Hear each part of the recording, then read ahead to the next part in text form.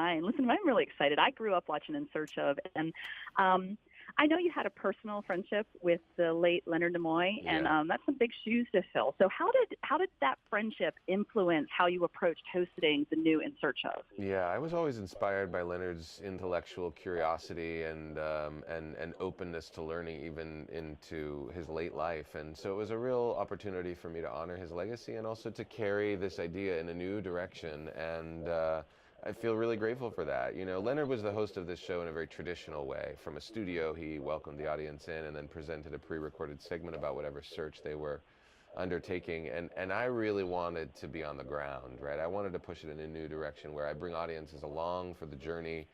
I got to travel all around the world, see incredible things, meet incredible people, and hear incredible stories. So yeah, I wanted to honor the origins of the show, but I also wanted to make sure that we take it in a new direction that's reflective of my own version of intellectual curiosity.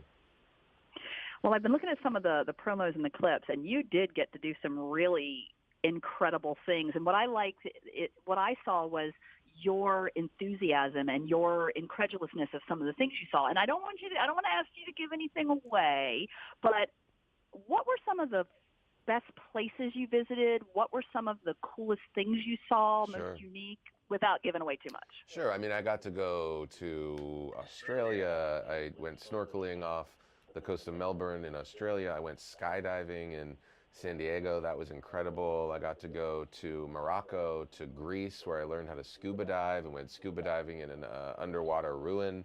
Went to Italy, went to the UK, went all around the United States. So in terms of travel, which I love to do, this was really fulfilling and exciting.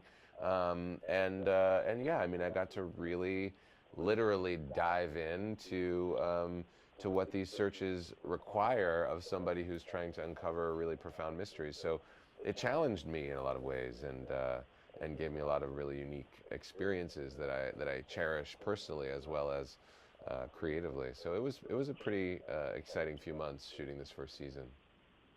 I like that. Did you have any say as being so integral? I hate that word.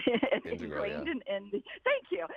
Did you have any say in some of the stories that did you get to do stuff that you were curious about, or were you like were these things kind of presented to you and then you kind of came in as a bystander? No, I mean, I'm an executive producer on the show as well, so I was really involved in the show's development and what the format of the show would be, and it was really important for me to be able to have that input.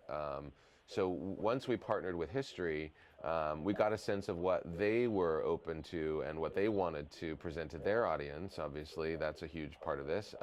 So there was a real balance, right? We wanted to do episodes that honored the original series, like Aliens, Monsters of the Deep, The Lost City of Atlantis.